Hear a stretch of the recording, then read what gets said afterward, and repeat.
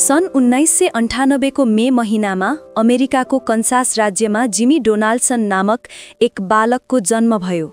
यो बालक पछि विश्वभरि मिस्टर बीस्टको नामले चिनिने थियो। जिमीको बचपन सामान्य थियो, तर उसको मनमा सधैँ केही ठूलो गर्ने सपना थियो। बाल्यकालदेखि नै जिमीलाई भिडियो बनाउन र मानिसहरूलाई खुसी बनाउन मन पर्थ्यो। उसले आफ्नो पहिलो युट्युब च्यानल मात्र 13 वर्षको उमेरमा बनायो। सुरुमा उसले भिडियो गेम खेल्ने र कमेन्ट्री गर्ने भिडियो बनाउँथ्यो, तर कोही पनि हेर्दैनथे। महिनौं लाग्थ्यो र मात्र 10-20 जना मानिस हेर्थे।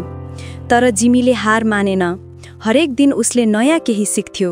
कसरी राम्रो भिडियो बनाउने, कसरी मानिसहरूको ध्यान तान्ने, कसरी भिडियो भाइरल हुन्छ, यी सबै कुरा उसले अध्ययन गर्यो। 5 वर्षसम्म उसले लगातार भिडियो बनाइरह्यो, तर सफलता मिलेन। सन् 2017 मा जिमीले एक पागल विचार आयो। उसले 1 लाखसम्म गन्ने भिडियो बनाउने सोच्यो। 40 घण्टा लगातार उसले गन्यो।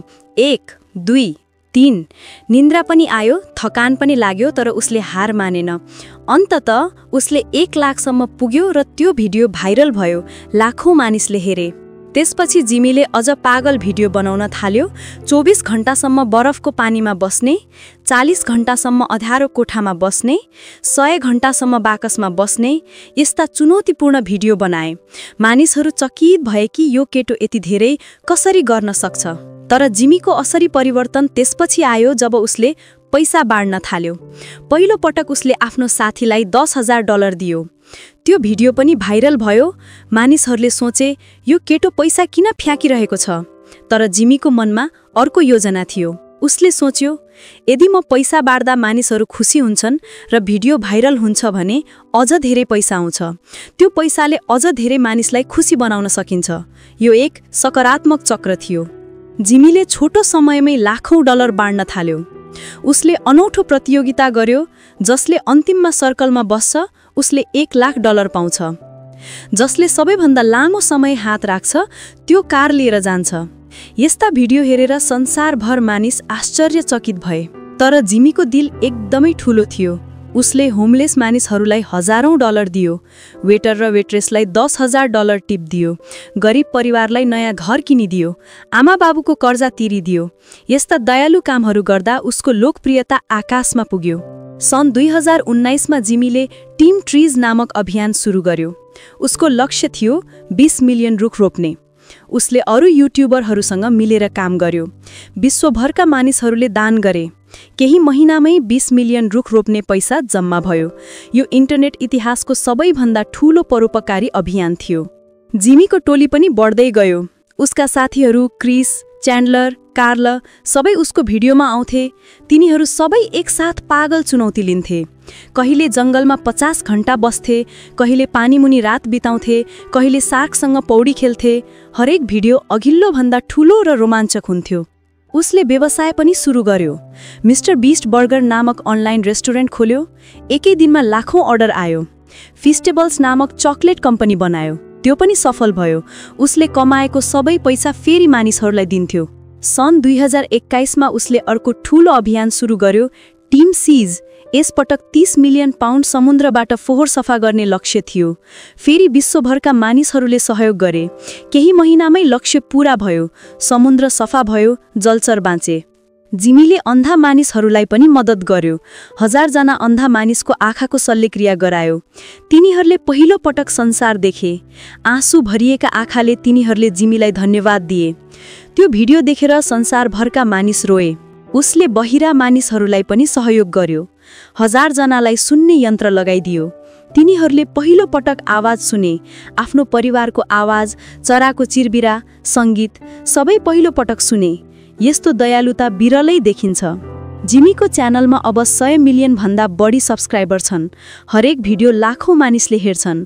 उसले करोडौं डलर कमायो र त्यहीबाट करोडौं डलर बाँड्यो। उसको उद्देश्य सधैँ एउटै थियो, मानिसहरूलाई खुसी बनाउने र संसारलाई राम्रो बनाउने। तर जिमीको यात्रा सजिलो थिएन। उसले अनिगिन्ती रात निन्द्रा गुमायो। हरेक भिडियोमा लाखौं डलर खर्च गर्नु पर्थ्यो। कहिले भिडियो असफल भए भने सबै पैसा खेर जान्थ्यो। तर उसले कहिल्यै हार मानेन। उसले आफ्नो टोलीलाई पनि धेरै माया गर्थ्यो। आफ्ना कर्मचारीहरूलाई राम्रो तलब दिन्थ्यो।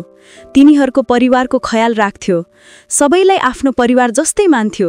यसैले उसको टोली पनि धेरै मेहनत गर्थ्यो। जिमीको सफलताको रहस्य के थियो? पहिलो, उसले कहिल्यै हार मानेन। 5 वर्ष असफल भइरहे पनि प्रयास जारी राख्यो।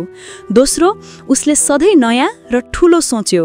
अरूले जे गर्दैछन् त्यो होइन, कसैले नगरेको कुरा गर्यो। तेस्रो, उसले पैसामा होइन, मानिसहरूको खुसीमा ध्यान दियो। उसले युवाहरूलाई पनि प्रेरणा दियो। सपना देख्ने र त्यसको लागि लड्ने साहस दियो।